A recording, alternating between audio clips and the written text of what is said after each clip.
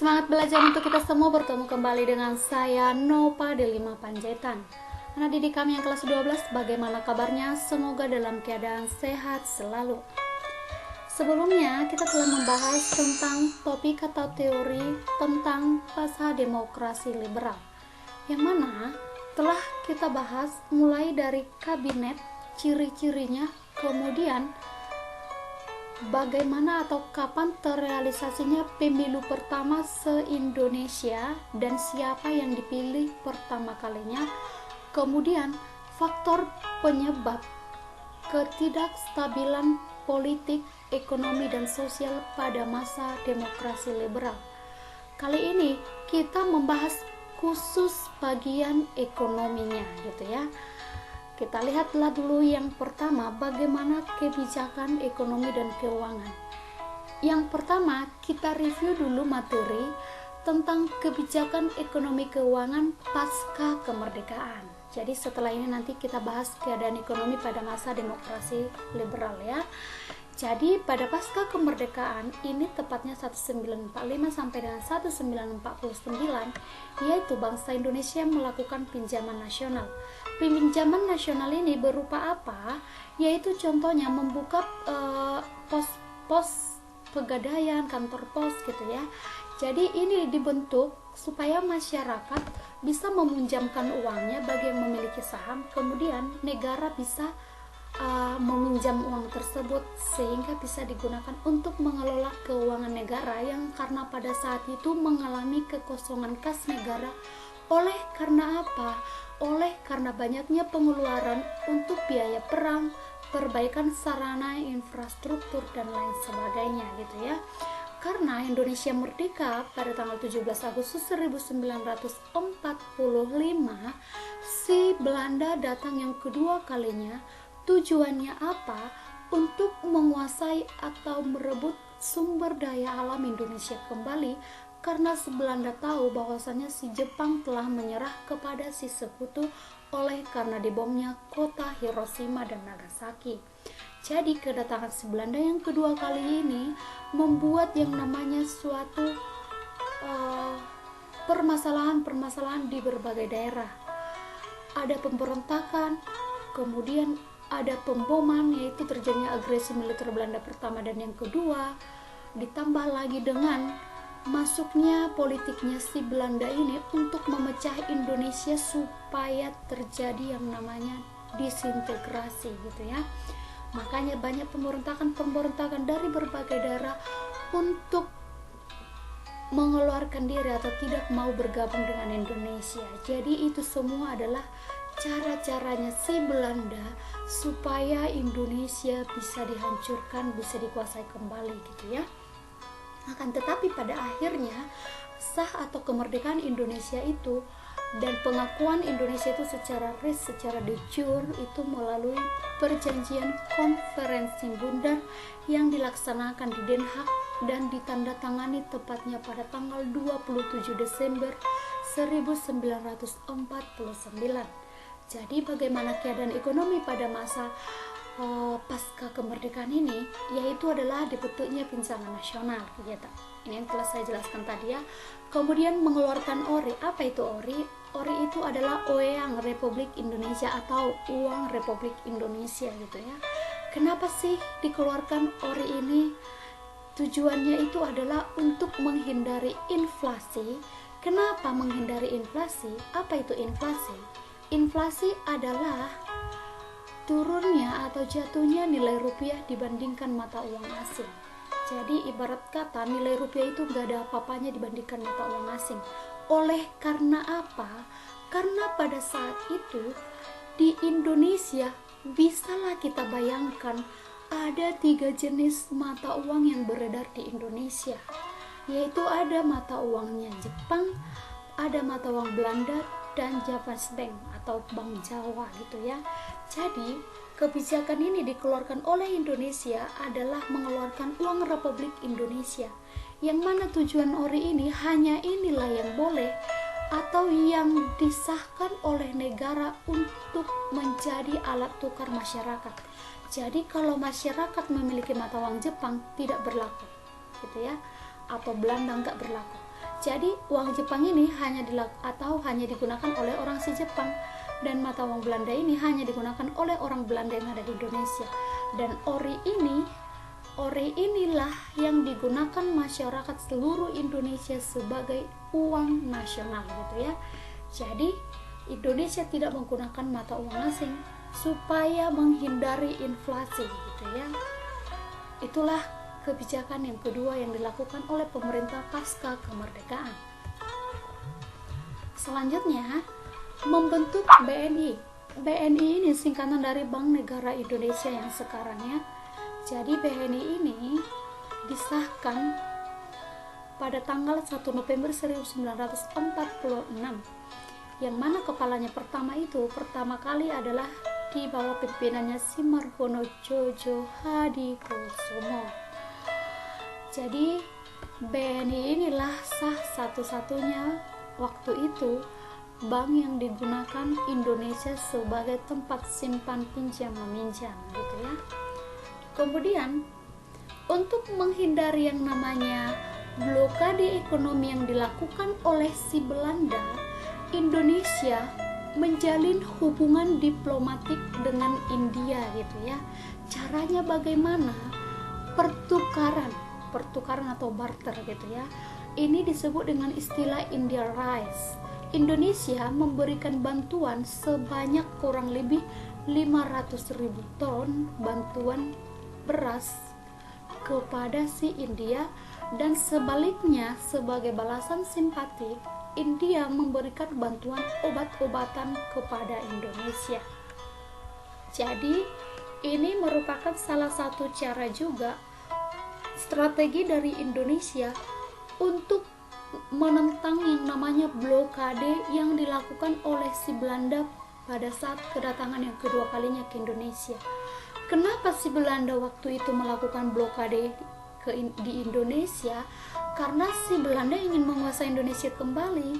Jadi dia membuat peraturan-peraturan sendiri bagaimana untuk menguasai Indonesia gitu ya. Jadi Indonesia nggak mau tinggal diam. Salah satunya adalah menjalin hubungan diplomatik dengan negara India. Kemudian dilaksanakannya BTC, yaitu adalah Banking and Trading Corporation. Jadi sebagai ketuanya ditangani oleh si Gani, dan perencanaan pembangunan dilaksanakan jangka kurang lebih 2 sampai dengan 3 tahun. Jadi BTC ini adalah hubungan kerjasama ekonomi, salah satunya itu adalah Amerika Serikat mancinya ya.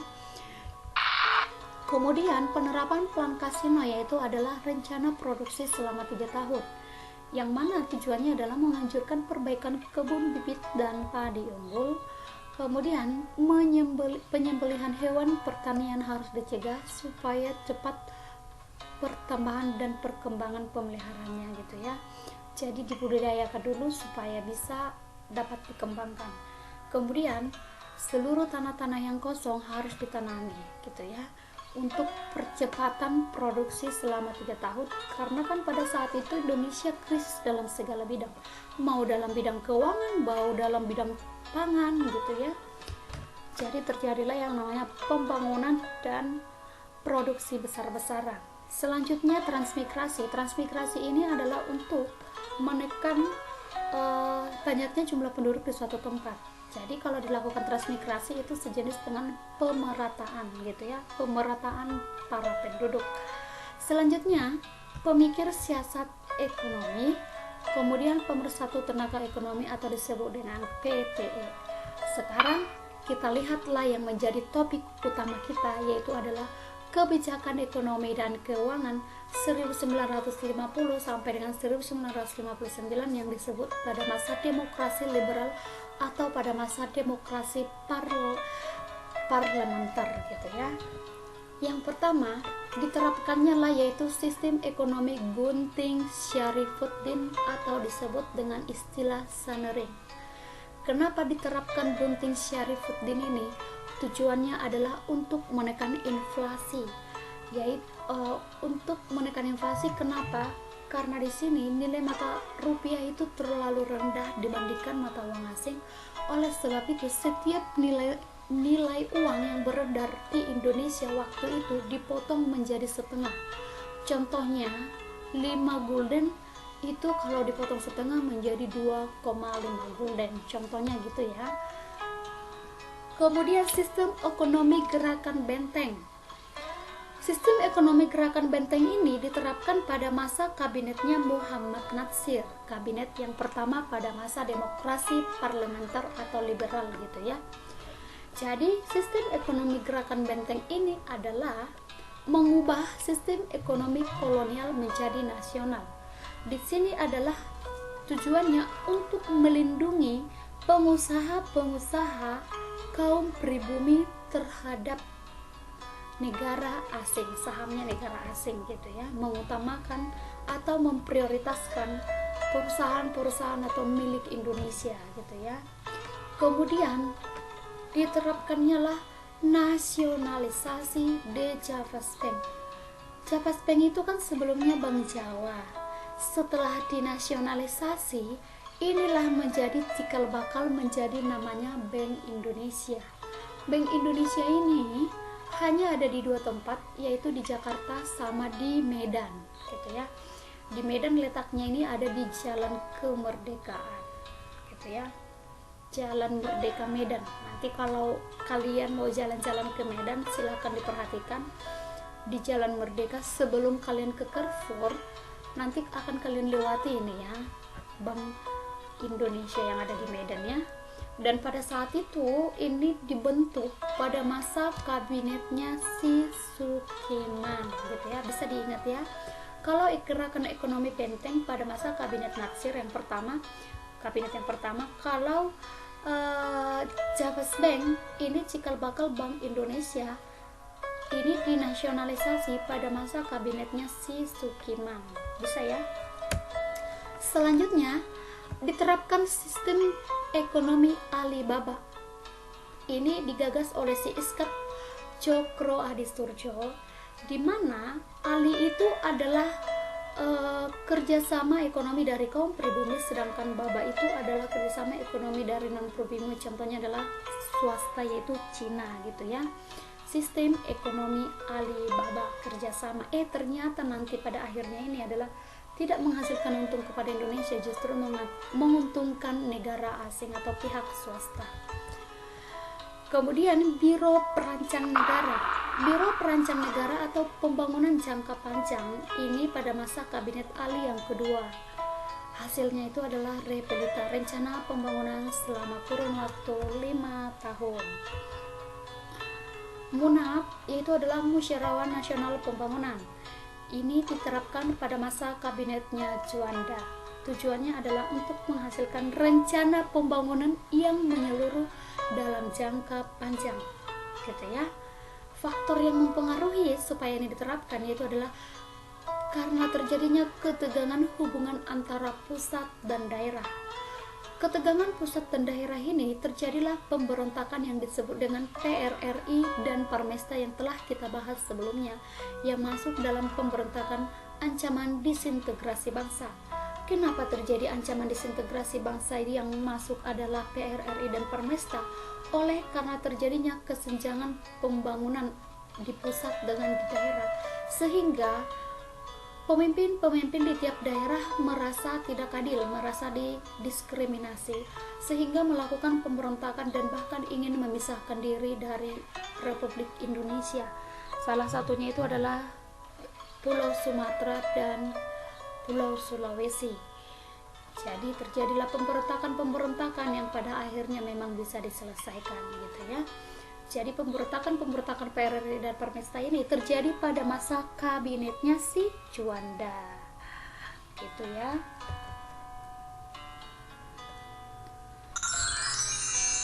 Jadi demikianlah anak didik kami sekalian, kita review kembali bahwasannya sistem atau kebijakan ekonomi pada masa demokrasi liberal itu berbeda dengan pada masa pasca kemerdekaan. Kalau pasca kemerdekaan, kondisi ekonomi Indonesia itu benar-benar mengalami kekosongan kas negara. Jadi dijalinlah berbagai hubungan, salah satunya itu adalah dengan India. Kemudian selain itu apalagi diterapkan peminjaman atau dibukalah pos-pos dan pegadaian. Kemudian apalagi selain itu diterapkannya lagi adalah menjalin hubungan dengan dunia luar, kemudian dikeluarkannya ORI, uang Republik Indonesia. Kemudian bagaimana kalau pada masa demokrasi liberal? Pada masa demokrasi liberal, karena ada kurang lebih 7 kabinet yang memerintah kurun waktu 9 tahun, ini juga yang membuat ketidakstabilan di bidang politik, sosial, dan budaya di Indonesia pada masa itu. Jadi kondisi ekonominya beragam ya. Ada yang disebut dengan sistem gerakan ekonomi benteng, ini yang diterapkan pada masa kabinet Nasir. Kalau pada kabinet Sukiman itu diterapkan yaitu adalah pembentukan bank, yaitu menjadi Bank Indonesia. Bank Java dibentuk menjadi Bank Indonesia, sampai dengan nantinya penerapan kebijakan ekonomi lainnya Alibaba gitu ya. Kemudian dalam bidang lainnya adalah penerapan pembangunan dalam jangka panjang, ada Repelita gitu ya, ada Monap gitu ya. Jadi anak didik kami yang kelas 12 silahkan direview kembali materinya. Untuk menambah referensinya silahkan dibuka video-video yang lain yang berhubungan dengan materi terkait. Kemudian baca buku sebanyak-banyaknya untuk menambah wawasan. Demikian topik kita pada masa demokrasi liberal part yang ketiga, khususnya dalam membidangi yang ketiga, yaitu adalah kebijakan ekonominya. Sekian dan terima kasih, semoga bermanfaat. Sampai jumpa, salam bertemu kembali dengan saya Nopa Delima Panjaitan di session berikutnya. Terima kasih.